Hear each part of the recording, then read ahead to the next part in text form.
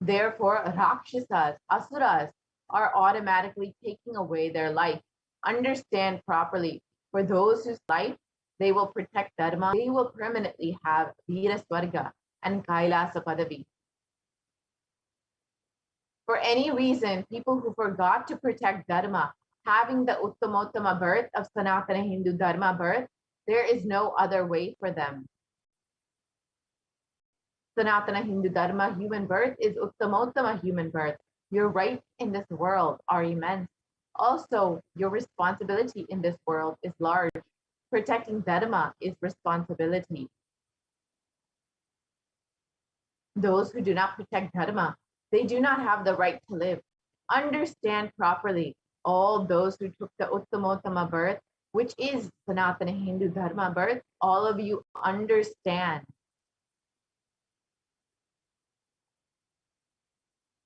The first responsibility of your life is protecting Dharma. If you protect Dharma, Dharma will protect you. If you forget to protect the Sanatana Hindu Dharma, you lose the right of living. After that, what bothers whether you live or get destroyed? Asuras, Rakshasas will eat you so that the burden on earth is reduced. Seeing that Maya, she will keep quiet. So, as revealed by Devi, let us understand what is the responsibility for Hindus. Why do we need a Hindu nation?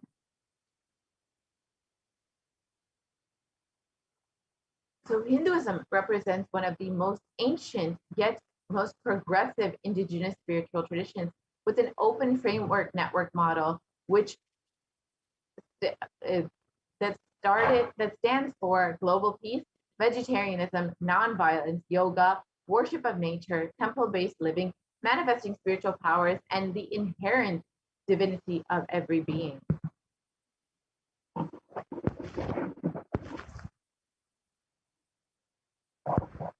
And the Hindu nations were ecosystems where more and more enlightened beings could be produced so that enlightened civilization could be kept alive and its great gifts shared with the world.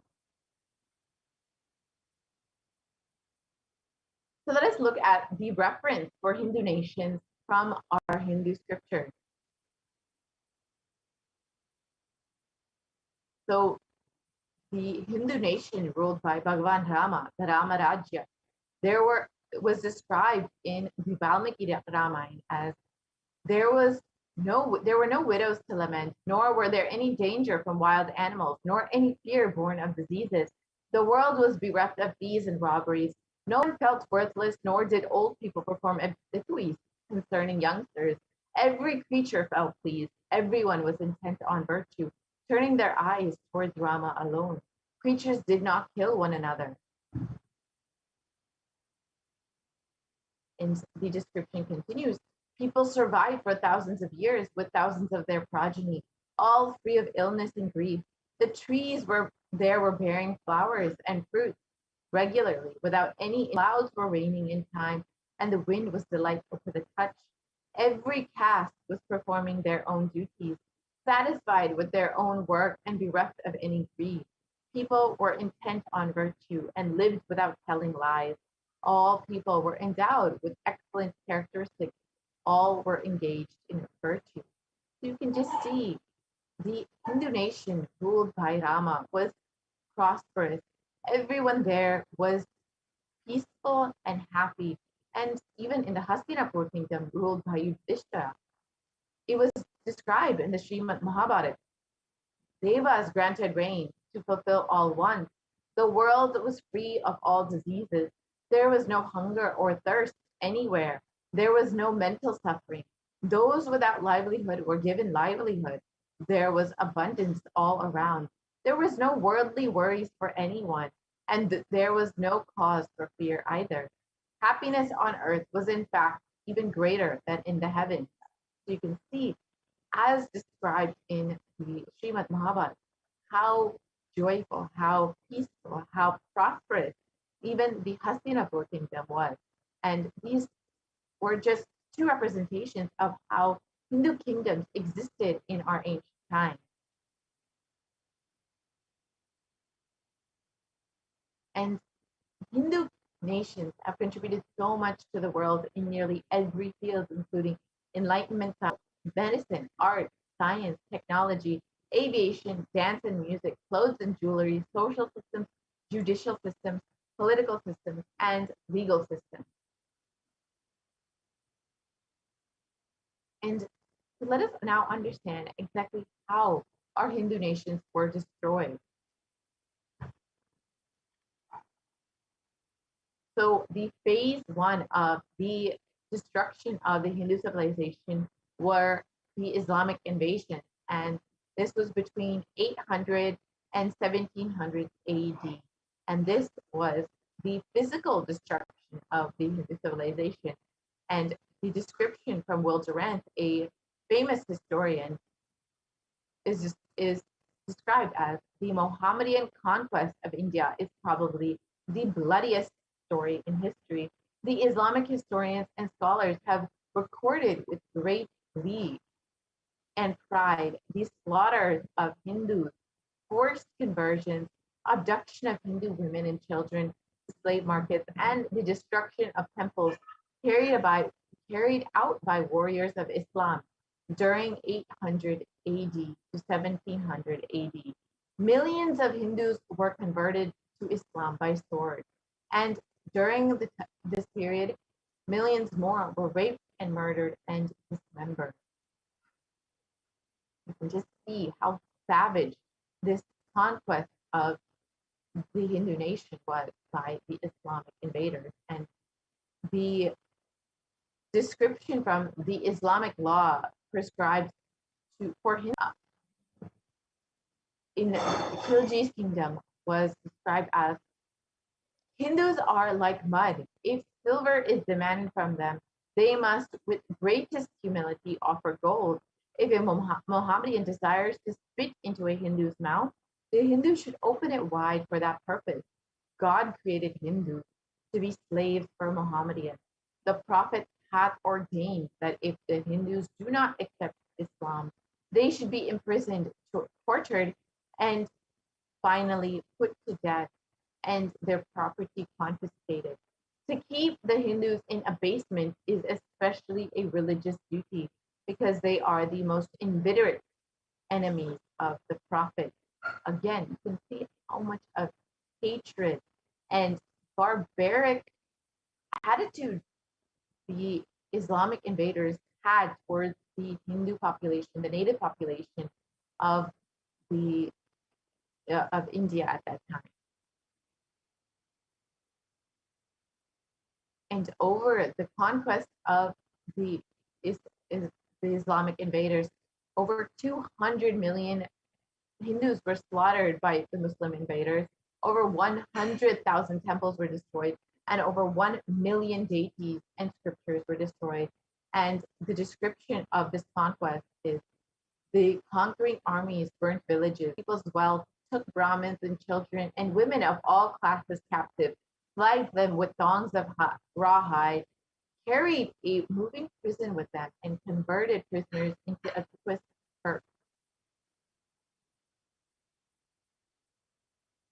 And the phase two of the destruction of the Hindu civilization was the British occupation between 1700 AD and between 1947 AD, which was the independence of India. And this time was the economic and psychological destruction of the Hindu civilization.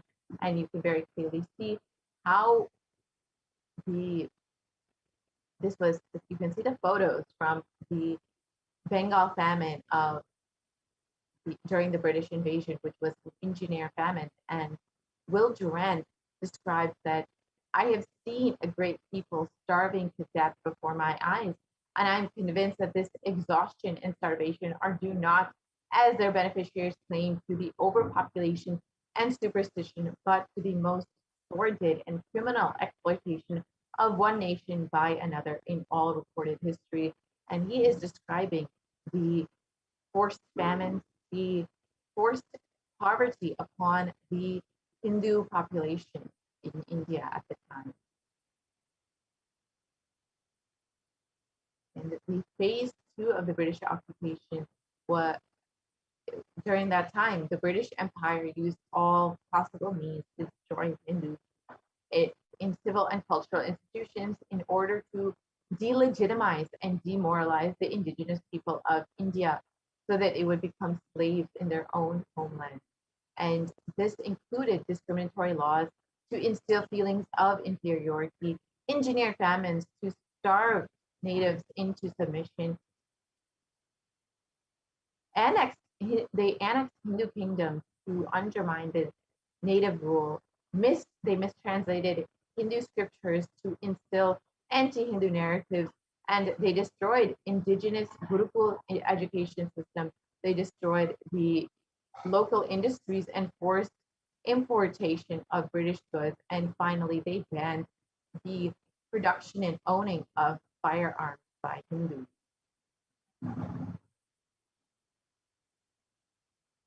During the British occupation, $45 trillion was looted over the course of 200 years. 45 million Hindus were died due to artificial famines and imposed poverty by British rule, and over 680 native kingdoms were usurped by the British Raj. And Sashi Tharoor of the Indian Parliament has described that the British came to one of the richest countries of the world over the course of 200 years of exploitation, looting, and destruction, reduced it to a poster child of third world poverty.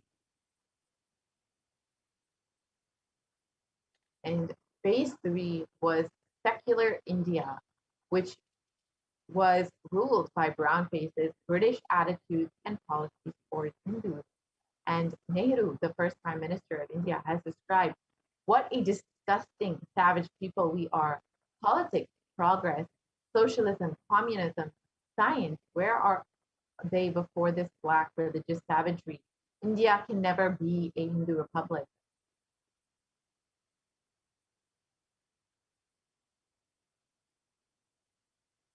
And the first law minister and principal architect of the Indian Constitution described, if Hindu Raj does become a fact, it will no doubt be the greatest calamity for this country. No matter what the Hindus say, Hinduism is a menace to liberty, equality, and fraternity. It is incompatible with democracy. The Hindu Raj must be prevented at any cost. You can see how much of the secular India contained these anti-Hindu sentiments, how much of prejudice and discrimination Hindus face in the face of the leaders itself of the nation, of the freed nation of India. So much of anti-Hindu sentiments and uh, negative attitudes towards Hindus was placed from the beginning in this secular India. And during this time, the modern Indian legal system and academia and media all systematically undermined, suppressed, and delegitimized Hindu institutions and culture. And this included the India's constitution established government control and taxation over Hindu temples, schools, while all other religious institutions were exempt from this interference. This includes all other religions except for Hinduism. And Articles 26 to 30 of India's constitution discriminated against Hindus by giving special rights and benefits to non-Hindus. This included government benefits and scholarships. And Hindu kingdoms and, and self-governance was completely abolished, and the anti-superstition law was passed to criminalize Hindu practices. And mainstream Indian academia described Hindus as sexist, racist, backwards, and oppressive. And these were just a few examples of how the complete ecosystem, the environment of secular India was completely anti-Hindu, was against Hinduism, despite describing themselves as a secular nation. It was rather an anti-Hindu sentiment that carried forward this new rule, this new era of India.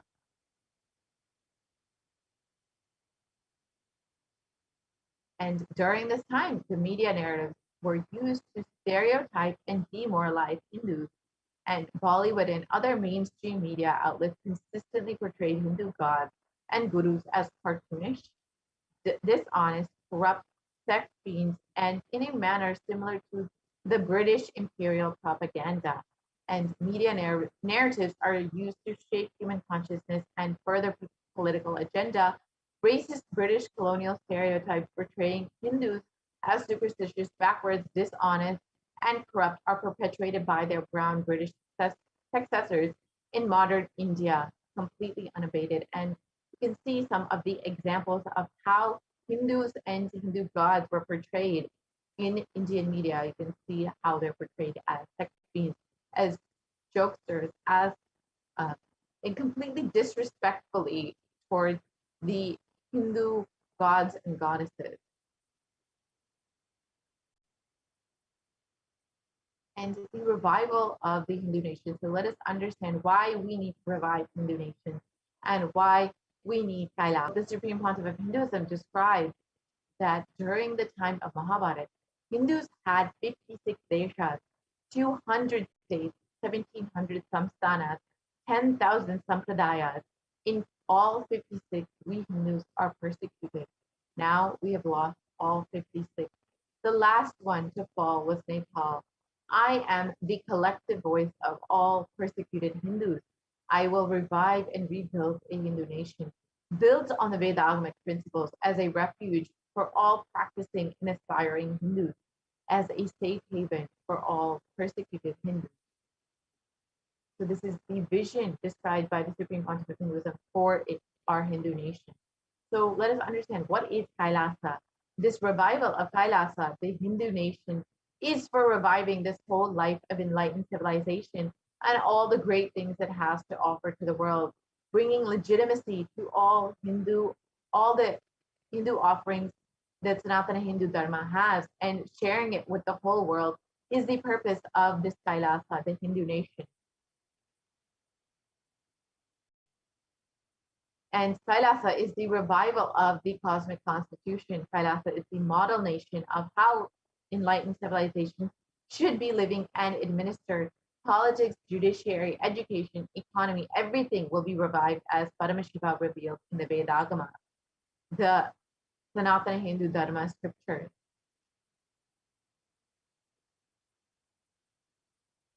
And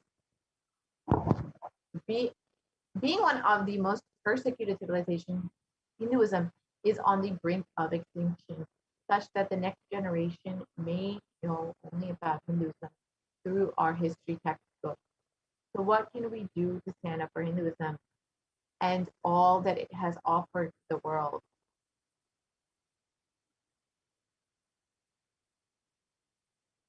Today, Hinduism is a political orphan.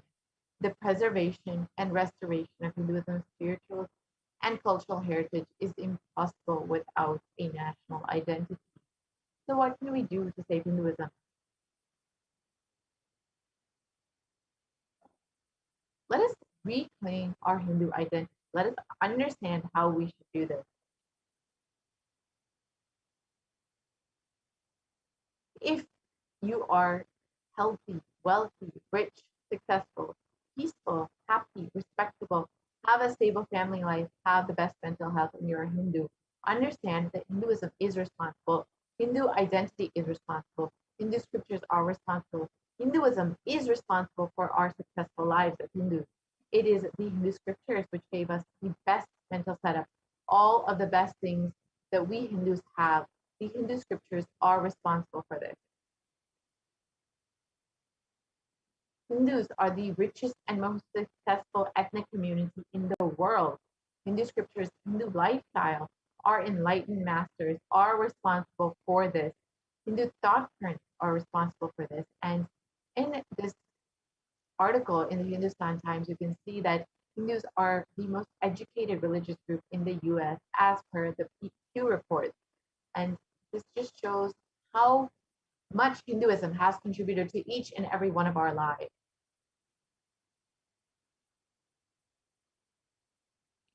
So let us reclaim our Hindu identity. It is not just the nth anti-Hindu element being active. It is the responsible Hindus being inactive, which is responsible for this whole destruction of Hinduism. Let us now take the responsibility for Hinduism and let all the Hindus all over the world reclaim our Hindu identity. So let us understand what is the responsibility of Hindus as they be revealed. It is our responsibility as Hindus to protect Sanatana Hindu Dharma. So let's understand how we can do this.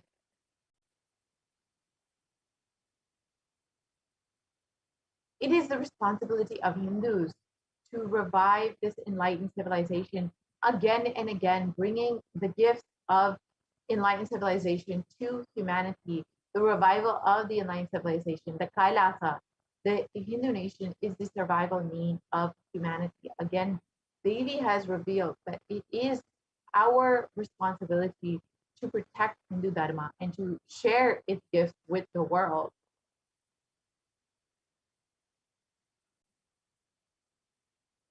So this is an invitation to all of the Hindus out there, the born Hindus, the practicing Hindus, these sympathetic Hindus, those who are curious towards Hinduism, those who want to explore and enjoy Hinduism. Please come and be a part of this revival by the Supreme Council of Hinduism. You can sign up today to become an e-citizen at kailasa.org and can reap all of the benefits of Hinduism. You can understand, learn, and become a part of this Hindu ecosystem to revive Hinduism. You can understand, learn about all of our Hindu scriptures, learn about our Hindu practices, and share it with the world. So you can connect with us also on all of our various social media platforms, including Instagram, Facebook, Twitter, YouTube, and even WhatsApp. So let us listen to why we need a Hindu nation, why we need Kailasa in the words of the Supreme Concord of Hinduism himself.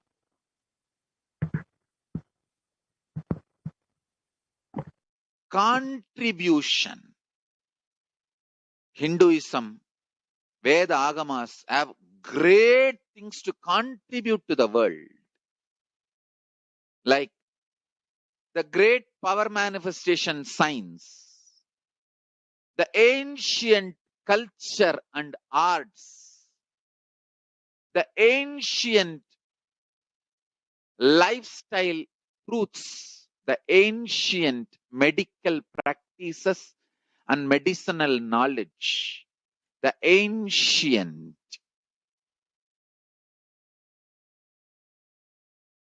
indigenous cultural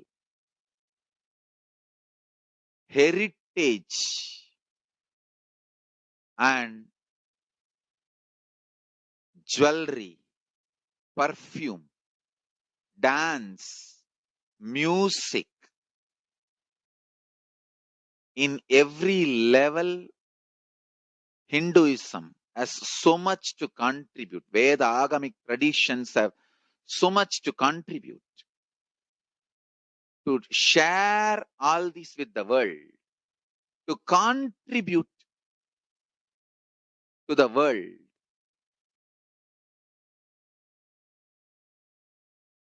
Hindus need to tell the world what they are contributing in every level.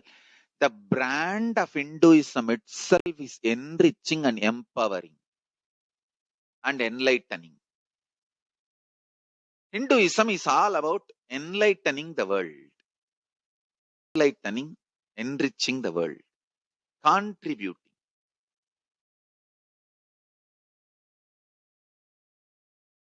That is our spiritual life.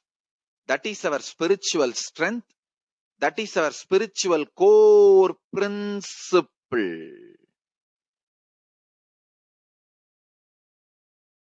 O humanity,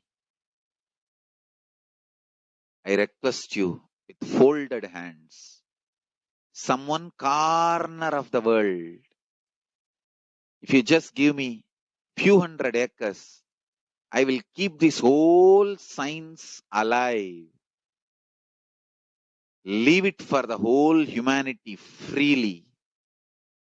Fortunately, Paramashiva has given me the power to decode all this Hindu medicinal system, Hindu judiciary system, Hindu social law and order system, Hindu power manifestation system, Hindu mental sciences system, Hindu yogic sciences, the sciences of Hindu biology, Hindu physics, Hindu psychology, Hindu physiology, Hindu chemistry, all this Paramashiva has given me the power to decode whatever the remaining scriptures are available with the humanity. Paramashiva has blessed me, and I have collected, not only I have collected and organized, I can decode. This whole science can be kept alive in any one corner of the world. Just few hundred acres are given for me to live peacefully and exist peacefully. I can store this whole thing alive and contribute it to humanity. Humanity can become better and better and better. I can make the planet Earth so much better place to live. I am here to contribute, and I will continue to contribute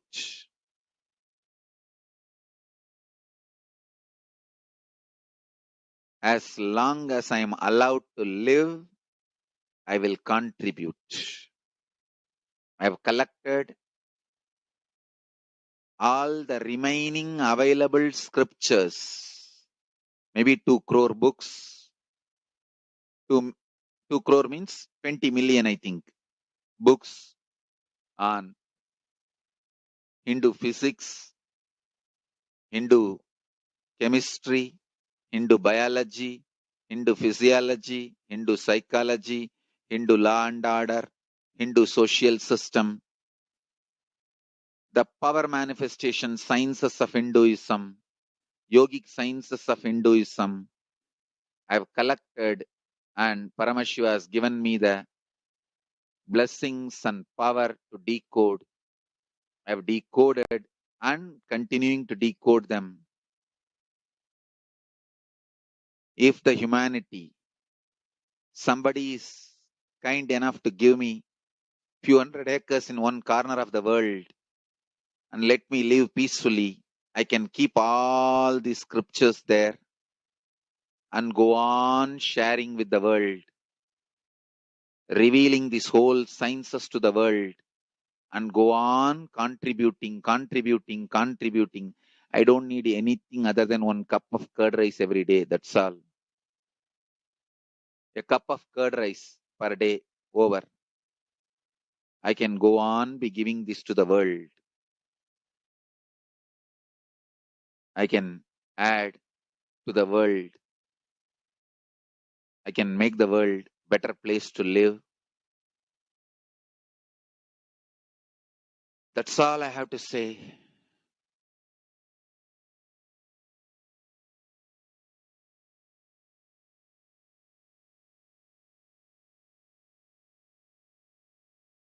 Thousands of medicines are described detail in ancient Siddha and Ayurvedic scriptures.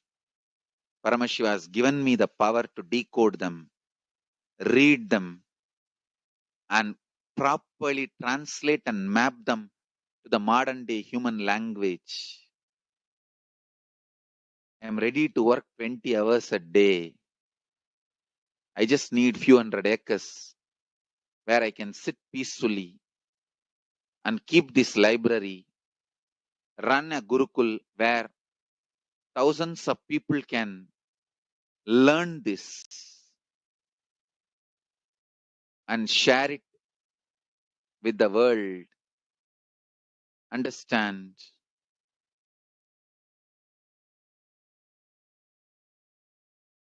I am only interested in contributing.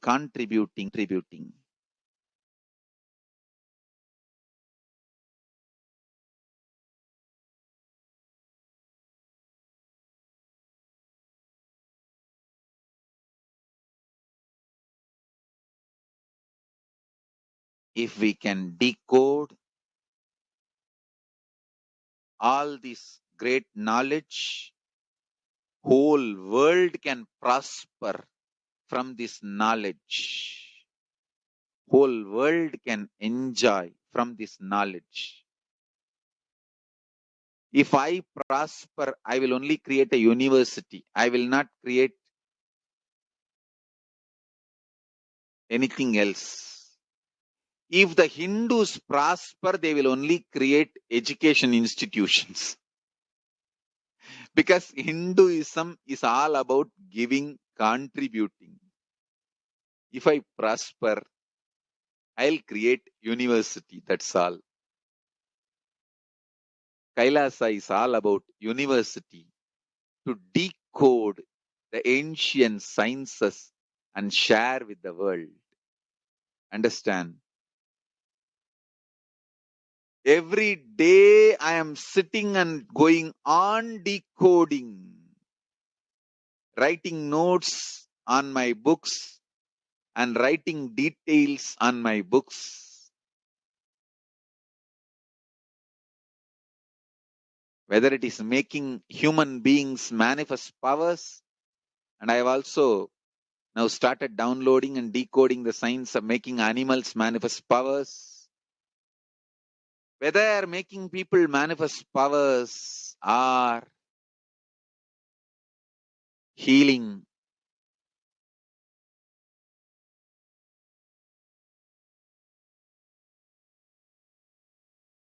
in every level, life is all about contribution, contribution, contribution.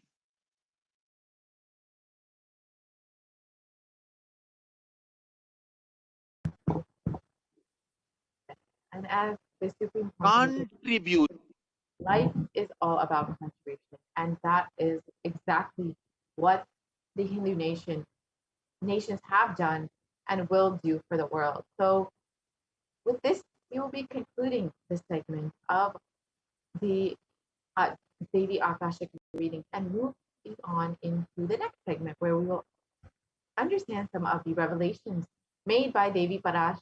Sorry, we will understand some of the offerings that we can make to Devi Parashakti and how we can connect with Devi and show our gratitude for her after receiving so many blessings from Devi. So let us end this segment and move into the next segment. We will be right back after a very quick break.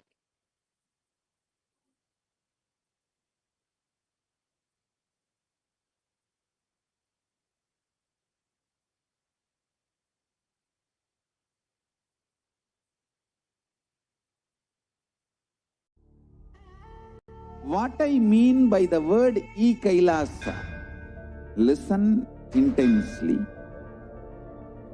Enlightenment ecosystem, literally enlightenment itself, in your own home, wherever you are. If you cannot come to Kailasa, it's okay. Kailasa can come to you. Kailasa coming to you is Kailasa.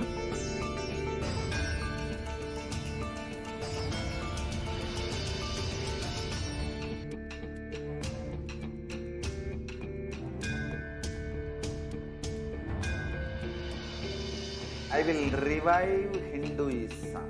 I am a Hindu revivalist, not by any revolution, but by evolution.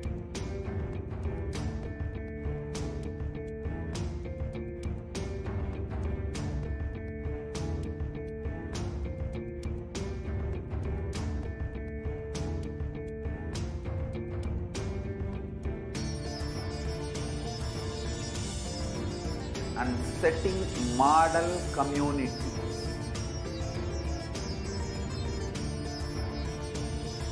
Kailasa, enlightenment ecosystems, Sarvanya Pitas all over the world.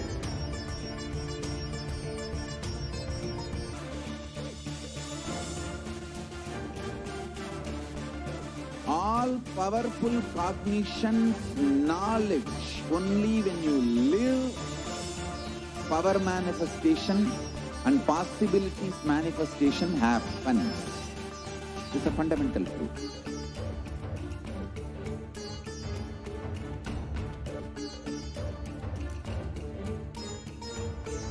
Hinduism cannot live exclusively as one sampradaya. No. All sampradayas of Hinduism is an ecosystem.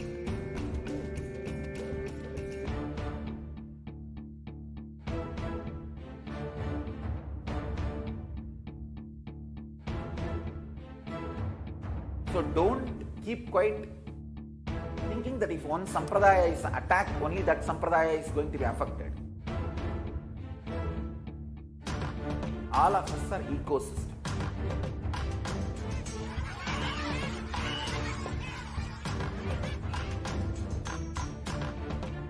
I invite all of you to get involved and enjoy Hinduism by the principle of Dharma. Nityanandam, welcome back to all of the viewers who are joining with us from across the world for this Devi Parashakti Akashic reading program. And we've come to this segment in this program where we are enjoying the various offerings that you can make to Devi Parashakti. And this segment is going to be filled with scriptural references, learning more about the context from Sanatana Hindu Dharma, about Devi Parashakti herself, and chanting some of the very well-known Devi Suktams and Devi Stotrams, and the different songs that are in tribute to Devi Parashakti, the most esteemed enlightened masters of the modern day, as well as even before that to the Vedic rishis themselves from the Puranas. And today it's going to be a very informative,